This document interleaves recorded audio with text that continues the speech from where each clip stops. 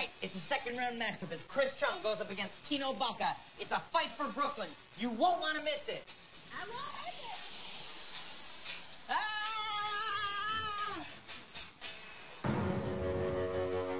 I'm Chef Elon Hall, and the Gorbals is my restaurant.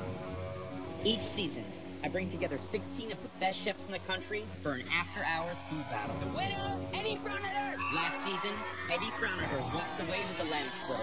Now it's season 4, and time for a whole new smackdown. Fight! That's what I'm talking about! That's right! Each week, 2 chefs will take on each other. A disorderly crowd.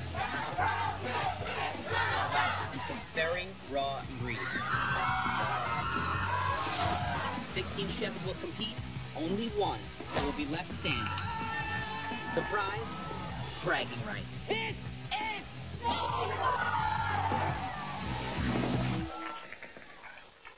in tonight's quarterfinal bout. How about some of this? Chris Chung returns after delivering a 1-2 punch of Chinese cuisine to win his first round. Chef Chris Chung! Standing in his way is Kino Baca, a chef with something to prove. It's time to drop a little credit where it's due. Kino Baca! Judging tonight's match, our Night Fight Season 3 champion, Eddie Fraueneder. There's so many layers. And Dale Talbot, chef and owner of 4 acclaimed restaurants. That's how you do it! There will be cursing, Son of a bitch. bloodshed. Someone might even lose some skin in my kitchen tonight. Still moving? Oh my God!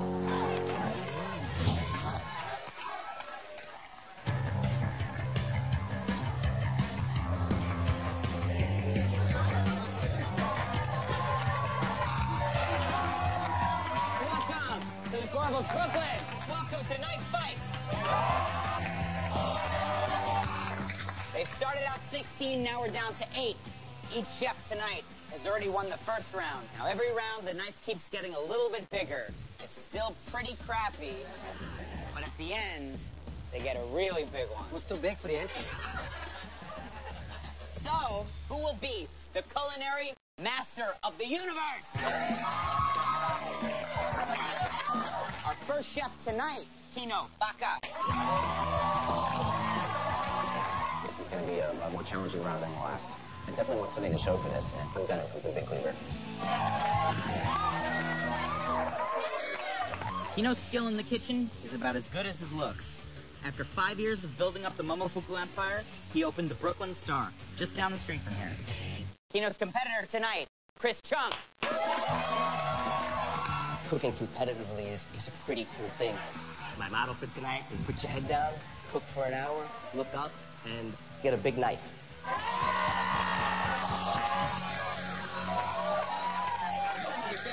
Being one of the top Asian chefs in America, Chris serves up homemade bao dumplings and tasty Chinese snacks at his restaurant, East Wind Snack Shop in Brooklyn. You guys want to see what the ingredients are? Yep. First ingredient,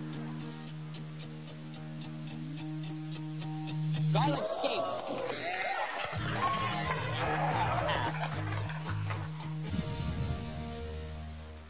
Garlic scapes are the shoot of the garlic plants. They're incredibly flavorful and give you that garlic flavor without too much of that sharp bite that garlic has.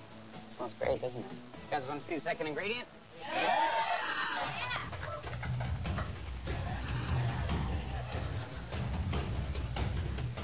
Dale looks weird in the stash. Eddie looks unbelievably perfect. Second ingredient, Elusive Traveler Grapefruit Shandy. Yeah, the shandy with the mustache. Traveler Grapefruit Shandy. Bright, surprising, big citrus. The challenges with cooking with craft beer are when you start reducing it, there's a point where it's going to get more and more bitter, and then there's a point where it starts getting sweeter again. And you do have a beautiful mustache. Something big in there. Yeah, something in there. It's not empty.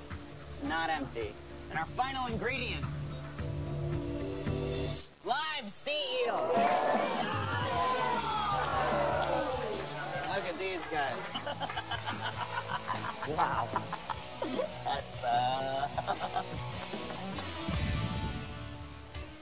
You can use every single part of the sea eel. The meat is beautiful, flavorful, tender.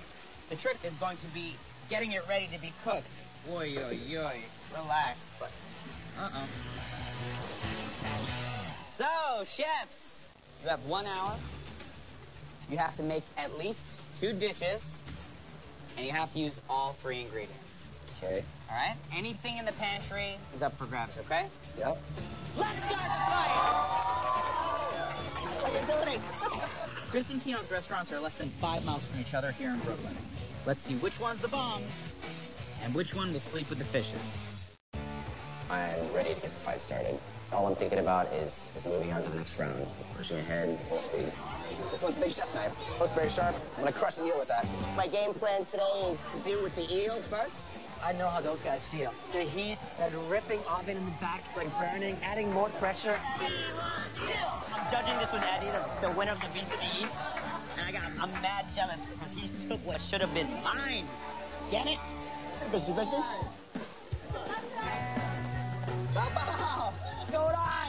Pretty cool. I got Bow Bow, my competitor from the last round, to cheer me on. Let's go! 5, 4, 3, 2, 1.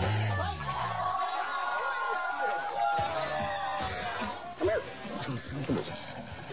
They're slippery, real slippery. They're squirming around in the tank. I thought that once I got them out of there, they'd be like a little bit easier to handle.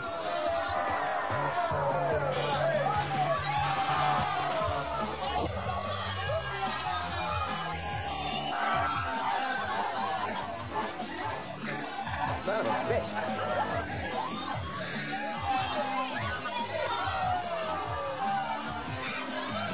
I've had some experience with eel before. Eel is tough fish. Eel is all muscle. We had our work cut out for us.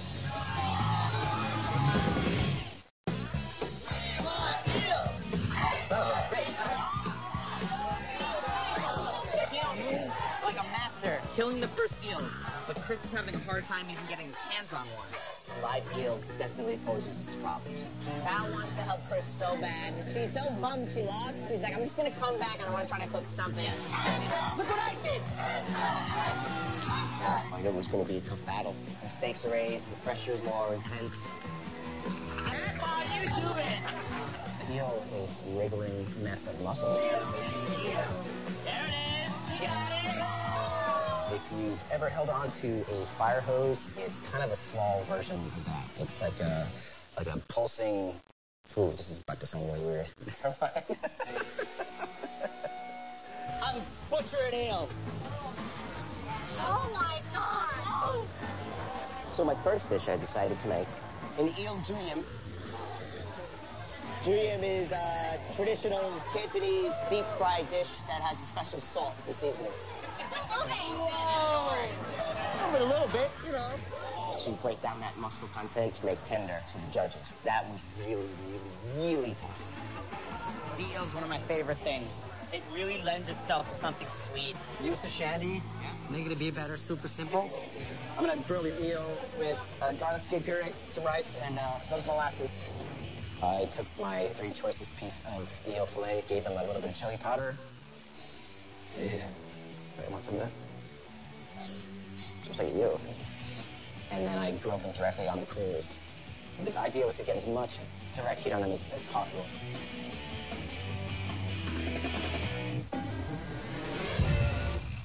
Minutes left. 40 minutes. It's brewed with lemon peel and grapefruit juice. Are you gonna use that? Yeah, why not? I thought I'm gonna do something like a sweet chili sauce, incorporating that beer into it.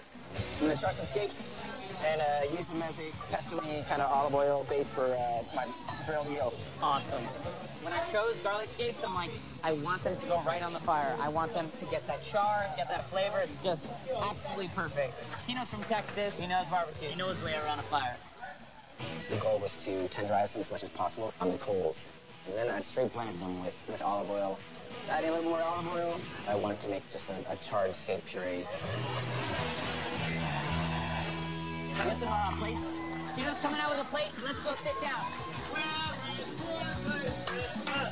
Rice cooked in shiitake broth. I brought smoked molasses, so we make a pumpkin star. Cutting some pickled mushroom soup for a little bit of nose heat. That's it.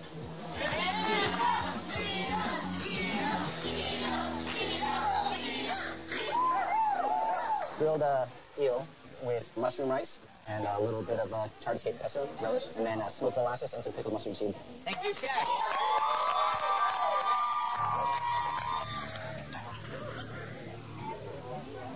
What do you think, Eddie?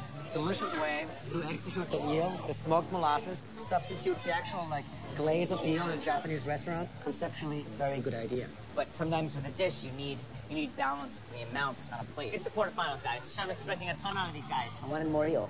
I was eating rice that had, 8 pieces of eel on top of it instead of like an eel dish that was front and center. We got 30 minutes left. 30 minutes, Chris. Just check it out. My sweet chili sauce. I got some eel skin here. I like that he's using the skin. My first dish, I fried that skin. We also fried the head.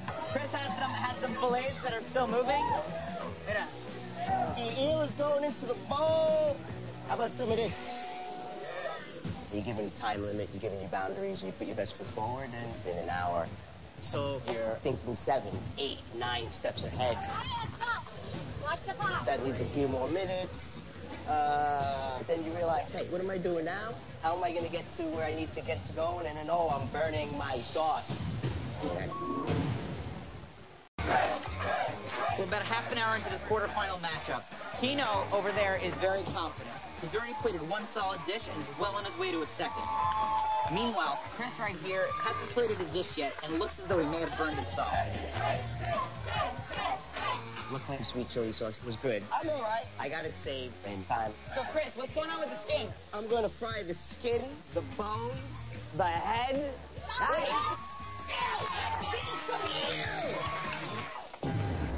25 minutes, Kino.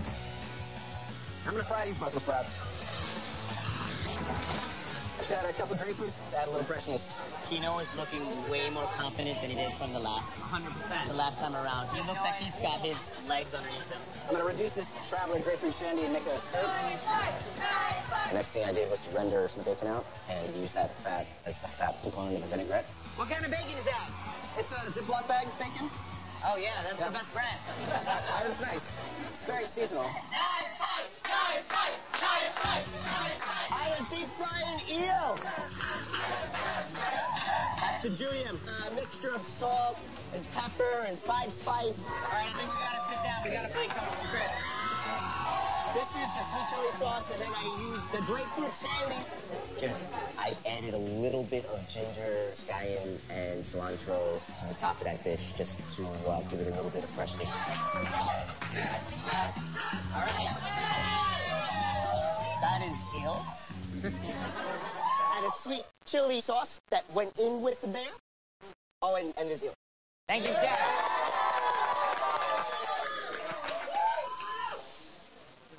Oh my God. Do I have to eat this? No, you can do whatever you want. The skin is completely inedible. You can't eat it. It's like trying to chew on leather. It's very sad. There's the sauce is delicious. The ginger, the scallion, the cilantro is a good direction. However, there's not much art of cooking going into this. You have to break it down somehow. Let's be honest. Chris's next one better be spectacular. Word up. Adding my grapefruit, bacon, and shandy. Grapefruit shandy, once it was reduced, had a kind of syrupy texture to it, essentially like a loose vinaigrette. Now, the fried Brussels sprouts with some grapefruit segments, some smoky bacon, and grapefruit reduction. Awesome. Thank you, Chef. That's delicious. What I was afraid of is that his shandy would get lost. It's right up there. If it didn't have the grapefruit in it, you wouldn't taste the shandy as much, and vice versa. I want to see more Chris going to fry on the Brussels. There could have been a bit more texture. Eel garlic scape congee. Congee is a rice soup. This is mushroom water. And waiting for my turn at the stove. Get in there, girl. Adding rice to the broth. All gloves are off. I think they both have the talent and the technique to be winning today. Let's see who's going to be the one. Get some wood chips. I'm gonna smoke some of the eel, make a little rillette for the base of the salad. I just used a wood chip and a torch so that I could add a little bit of smoke at a time. I didn't want it to get too heavy. It would have blown out the flavor of the eel. Smoking the eel now. For my third dish, I'm making charred garlic scape and heirloom tomato salad with smoked eel and a soft-boiled egg. Somebody give me a 5-minute timer? Yeah, 5-minute timer. I got you. He's got it. The big concern is to not overcook the yolk. China, Asia, all you got is rice. It's rice, rice, rice, rice. What are you having today? I'm having rice. What are you having tomorrow? I'm having freaking rice. So, you had a bowl of rice left over. Well, what the hell are you gonna do with it? You make rice soup out of it.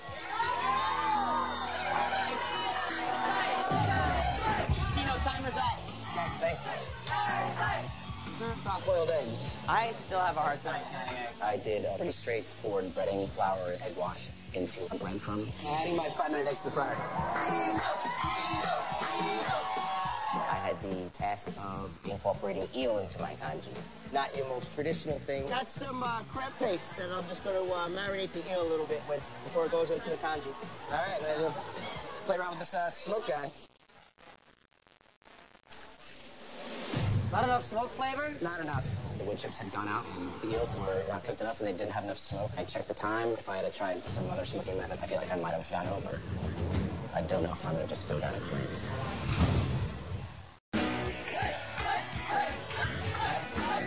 When I first checked the eels and they were not cooked enough and they didn't have enough smoke, I had a little bit of a moment of panic, and then I just put the whole smoking contraption on top of the grill to go ahead and cook it through. I seared garlic scapes on the flat top, created a little salad. I picked out my best eel so that I can chop it up as finely as possible. Added a little bit of cream to bind it to make like a chunky pate. I found some little heirloom tomato back there with a fried egg. So now we got a grill. Got a smoked eel with a charred garlic scape and heirloom tomato salad and a fried soft-boiled egg.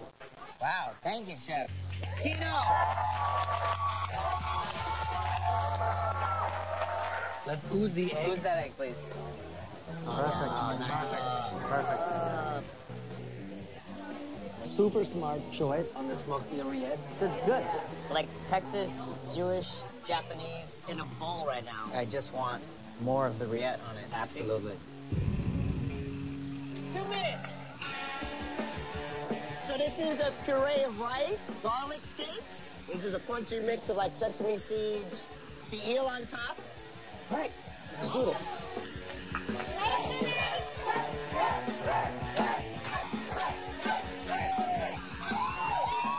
What you got here is kanji with eel. Garlic scapes are pureed into the kanji. Thank you very much. All right, thank you.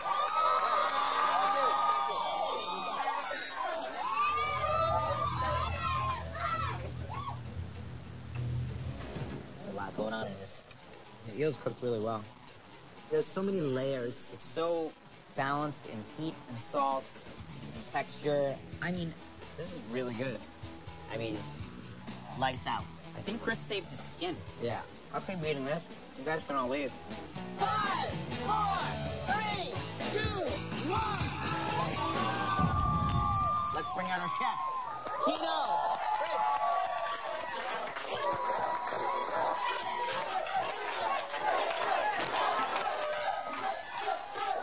Kino, why don't you go first? I've never worked with eel before. It turned out to be a lot tougher than I thought it was going to be. Overall, the amount of eel that you had was a little bit off. Not enough eel in both dishes.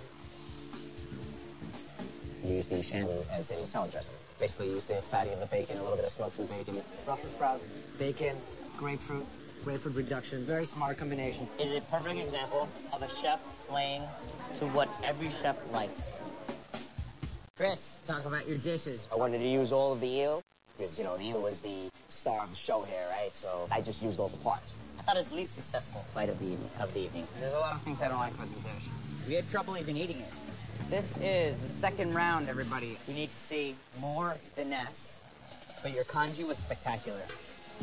The big word is, you know, the umami of it, you know, or when you just eat it and you go, ooh. It was the best bite of the evening. Like, your grandmother's grandmother had made that, and you channeled it and put it into a bowl. It's tough on some level, because the best bite was from your kanji, and, you know, there was more balance on Kino's side, so it's like, why don't you guys go? We'll finish our conversation, pick a winner, see who's going on to the next round.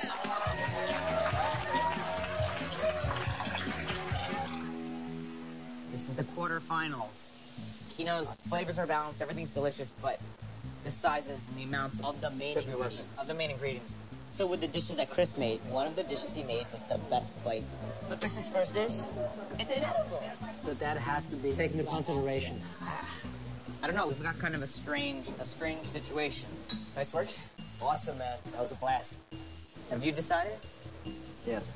Think so? I've made my decision, so you guys ready?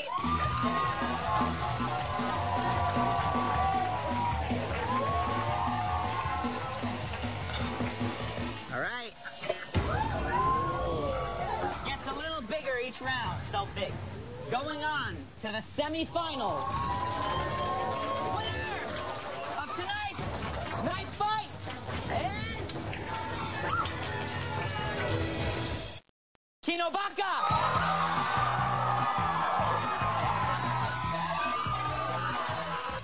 Collecting these things. Who's next? Give it up for Chris. I was almost the culinary master of the universe. Nice job, man. Kino won tonight because he made balanced dishes incredibly well. Kino's going to the next round. Come back. We have to see who he's going to go up against. Good night. I love you. Bye.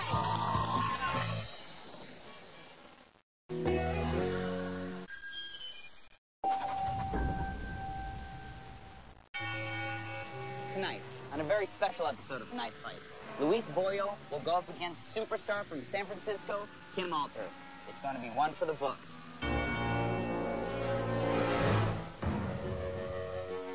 I'm Chef Elon Hall, and the Gorbals is my restaurant. Each season, I bring together 16 of the best chefs in the country for an after-hours food battle. The winner, Eddie Frauneter! Last season, Eddie Frauneter walked away with the lens splitter, but now it's season 4, and time for a whole new smackdown. Fight! That's what I'm talking about! That's right! Each week, 2 chefs will take on each other. A disorderly crowd, and some very raw ingredients. 16 chefs will compete, only one will be left standing. The prize, bragging rights. This is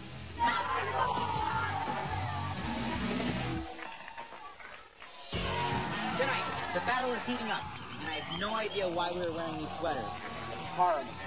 The sweaters, I'm saying. As Kim Alter returns from San Francisco.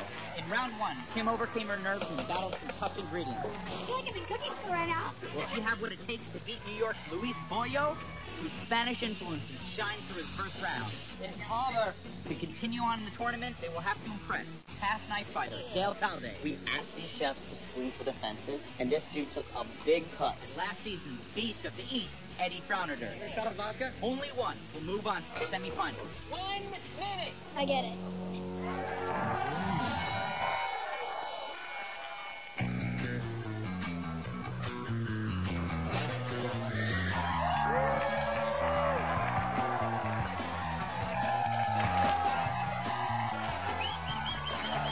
You honestly did not know. Alana's doing. Horrible.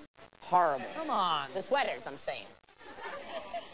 Thank you all for coming and welcome to Night Fight! We are in our quarterfinals. Just one step closer to find out who goes on to becoming the ultimate culinary master of the universe!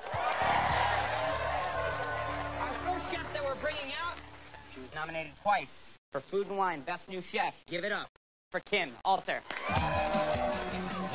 It's exciting for me to be in the quarterfinals tonight. I feel like I made a lot of mistakes in the first round, things that I would probably yell at my cooks for. I'm hoping that I just get better and actually show my true cooking style. Kim's new restaurant, Nightburn, nicely displays her California style, as well as her love of owls. Now, Kim's competitor. His restaurant, Salinas, was awarded 2 stars by the New York Times. Luis Boyo. If father, you go in this competition, you have to step up your game. I take the Spanish traditional cuisine and just renovate it. It's time for me just to show myself that I can compete with anyone. Luis's Spanish cuisine has received many awards throughout the years, but clearly, none of them bigger than winning the first round $3 knife. So my favorite part, the ingredients. You want to see them? First ingredient, coffee.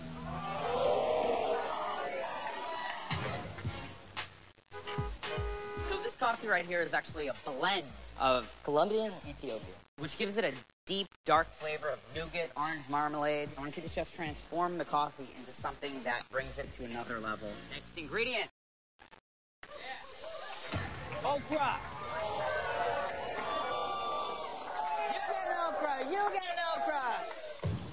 Okra is a great vegetable that can be prepared in many ways. The insides, when you cook them, are very slimy. That is sometimes used to thicken different sauces, but we need to see more. So final ingredient. Lamb brains.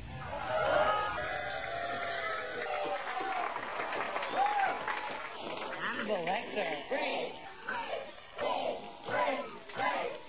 Lamb brains taste a little bit like sweetbread, but a lot more creamy. These lambs only eat grass. That really translates into all of their organ meats and their offal meats, but they still have overtones of slight lamb gaminess. You have 1 hour. You have to make at least 2 dishes, and you have to use all 3 ingredients. Anything in the pantry is up for grabs. You guys ready to see them cook with some brains? Yeah! Both Luis and Kim are new to cooking competitions, so it will be interesting to see who has what it takes to move on to the semifinals.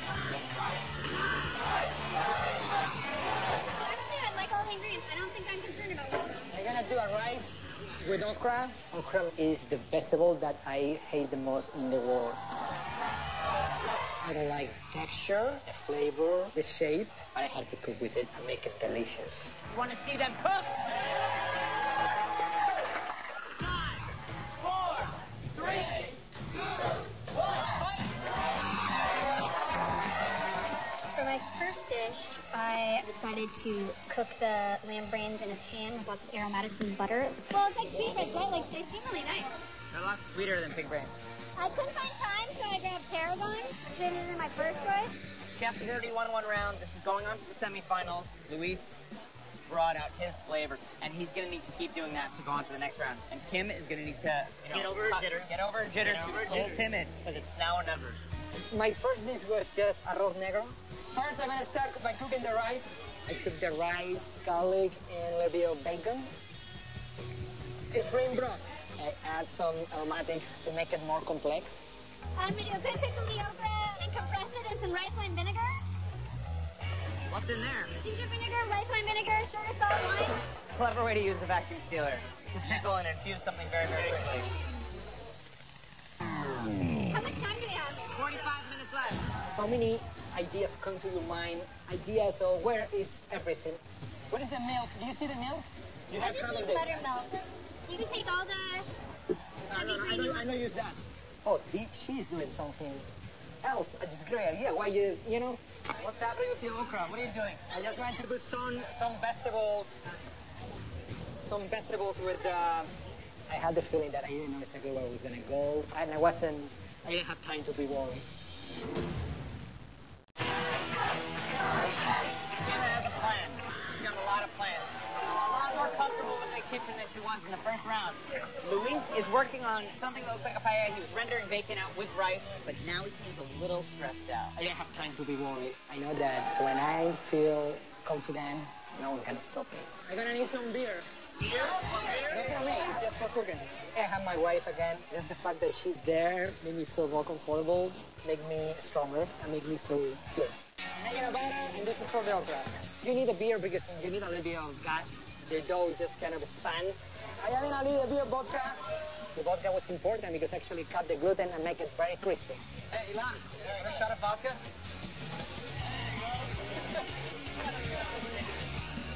Just refrying just the okra, I will get that crisp texture that will actually contrast very well with the rice. I gotta find it. pickle okra was a little bit slimier than I would have liked. Measuring some soy sauce and fish sauce vinegar for like an onion caramel to kind of coat the brains in. From the sauce, I made an onion caramel earlier today and then brought it with me just so I'd have a base. And can we just mix it together? All of it? All of it, that's the right measurements. How long till we get that plate? You know, 45 seconds hopefully. 45 seconds. Let's go sit down. We got a plate. I'm putting the okra.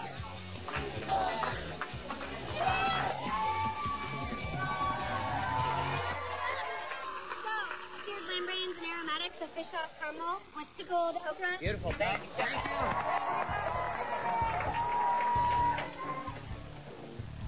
Sweet, sour, bitter, salty. It's all in one umami. It's a little slimy on the okra. Slightly slimy, but it's okay. No, it complements the brain, right? It almost helps emulsify the brain to the sauce. Yeah.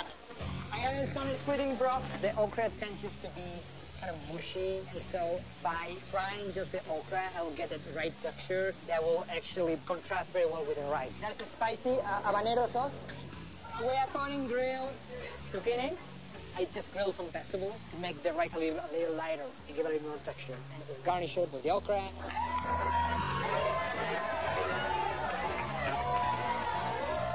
This is arroz negro, black rice, spicy okra, and grilled vegetables. Enjoy. Thank you, chef.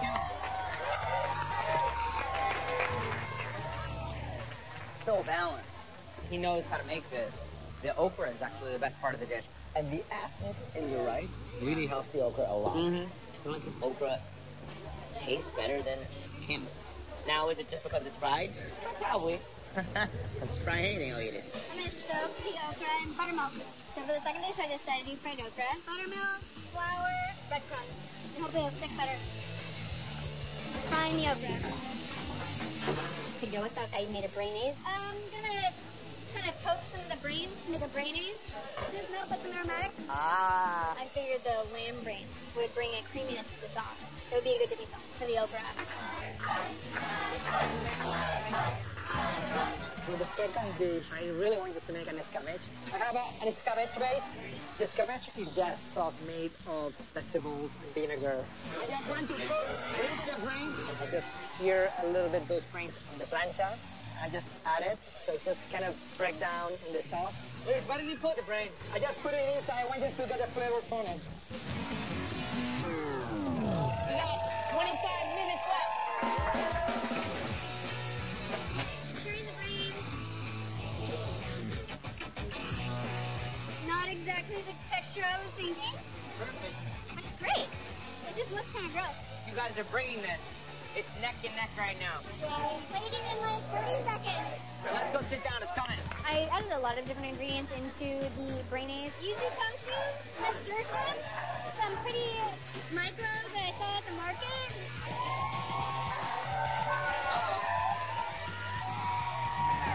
Brainaise, kind of ranch, yuzu koshu, some fried okra, and Mexican gherkin.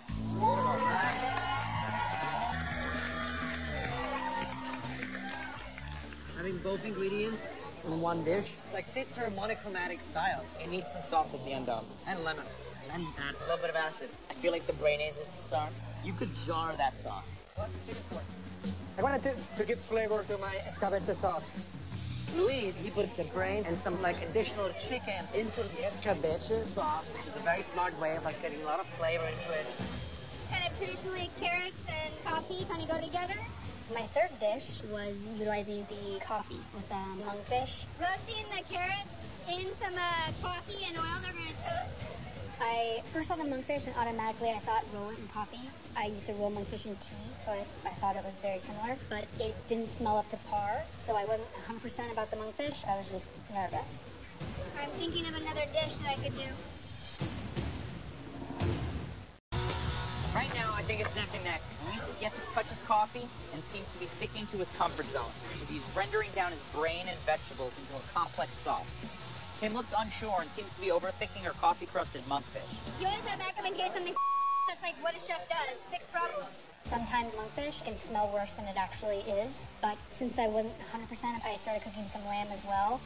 I want to make garlic confit. Just gonna put some oil and I'm gonna try to make it cook as slowly and fast as possible at the same time. 13 minutes. 13.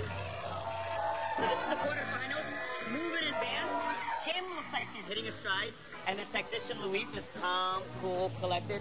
Two masters of the craft really going at it.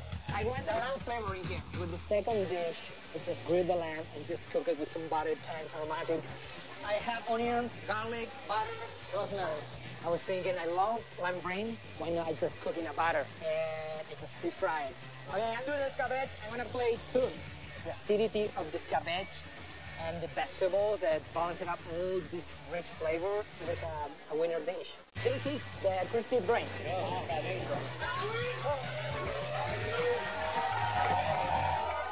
This is a braised cabbage. I finish it with a little Maldon sea salt and it's a virgin olive oil. Enjoy. Thank you, chef.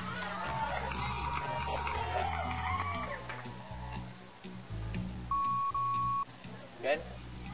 Just trying to knock somebody out with that dish. The lamb brain, technically perfect. I mean, the guy is like the American Psycho of cooking. He's just like calm, cool, and collective, and then he's going straight for the jugular. Louis fried lamb brains. They're actually fluffy. Yeah. This is actually, it's like a brain souffle. People don't cook like this anymore. Lamb or monkfish? As a chef, you always need a backup plan. Whether it's bad product or you oversalted something or you overcooked something, you always want to have something else to present. That was a nice bite right there. I think I'm going monkfish. I'm gonna put some orange juice into the coffee oil. Brings down the bitterness a little bit. It's a coffee orange kind of vinaigrette.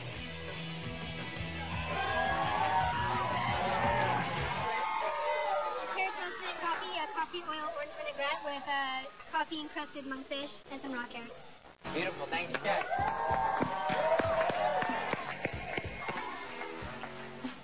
It's very difficult to actually make a dish with literally two main components. And she's telling you, you're gonna taste coffee and not being afraid of it, and it's delicious. Could have used a little bit of acid, and it could have used a rice vinegar just to give it something round it out, a little bit of roundness. It red dry, and there's sauce here, this vinaigrette, that if you maybe put a little more. Any herb in there would have been also like helped her a lot. It needed a brightness. I knew that my dishes were complex, so I wanted to do a third dish. It had to be something very simple, and it's coffee. So I thought in a dessert, so I infused cream and milk with coffee. I just put it inside. I want just to get the flavor from it. 7 minutes, 30 seconds. I have an infusion of coffee and a little bit of ginger. I just put a little bit of sand dune. I want to thicken it up. This is just the berries. We have some sugar anywhere? I add some raspberries, some plums. I just marinated with vinegar, with herbs. I finished with sugar. I was losing time and I wanted just to pull it out that dish. Pop rocks are gonna just explode in the mouth. I add some pop rocks. What it does is you just kind of get another texture and another flavor. This is an infusion of coffee, a little bit of ginger, almost nothing, with heavy cream, almost like a custard. On top, we have a little air of citrus, and I finished what I do with pop rocks. I hope you enjoy it. Beautiful, thank you, chef. Oh, what else is in there? What's going on there? Plum raspberries and pop rocks. That's weird. This is one of those super modernist desserts. I don't think he tasted this. He probably forgot to put sugar in it. Honestly, I have no idea if this is our coffee course or if this is a dessert. After I finished the monkfish, I think we had like 4 minutes left. I feel like an ass just standing here right now trying to figure out what I'm gonna do. I didn't just want to stand there, so I quickly just grabbed all the ingredients I hadn't used yet and made another dish. Salt, coffee, garlic, lamb. You got 1 minute and 45 seconds. So And that's probably not gonna happen.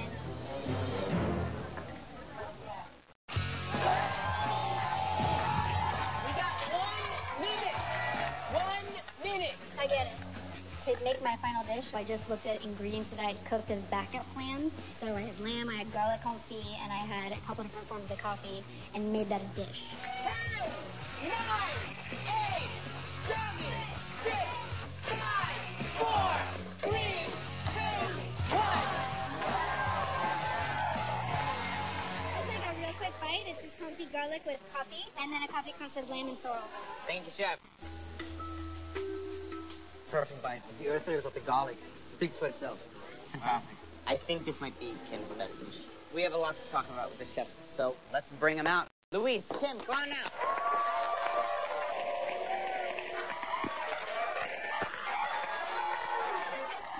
I want to start with you, Kim.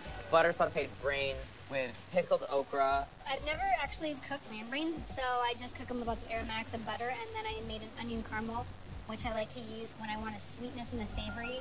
It was incredible.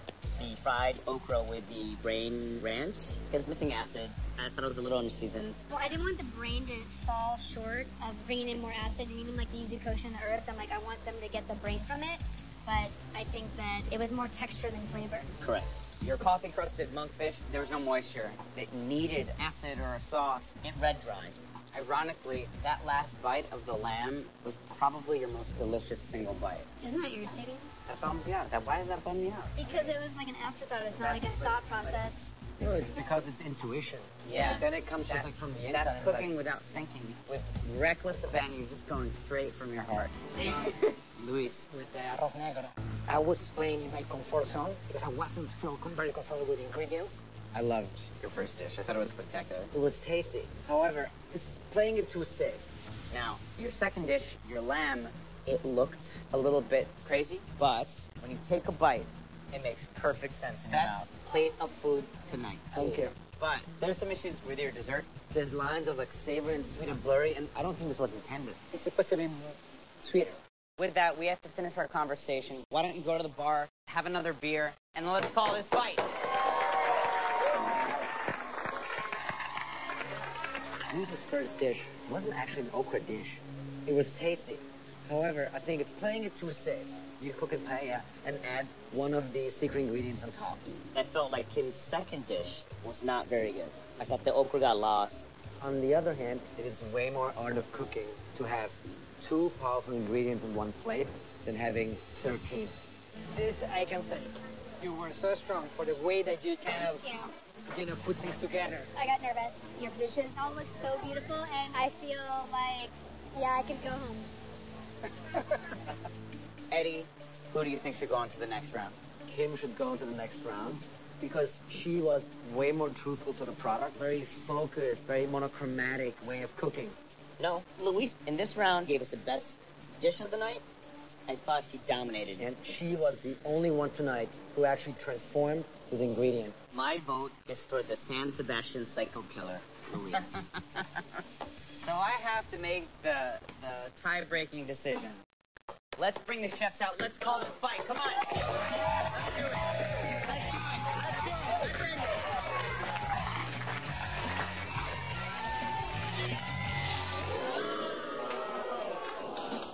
The winner of tonight's knife fight is, drum roll please,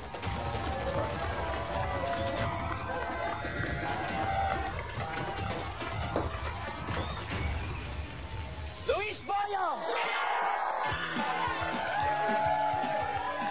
I won round 1, I won quarterfinals, and I'm ready to win semifinals. So I won the first round. Now I'm out. Luis won tonight because he did amazing things with lamb brains. Up against Kino Baka in the semifinals, Luis made a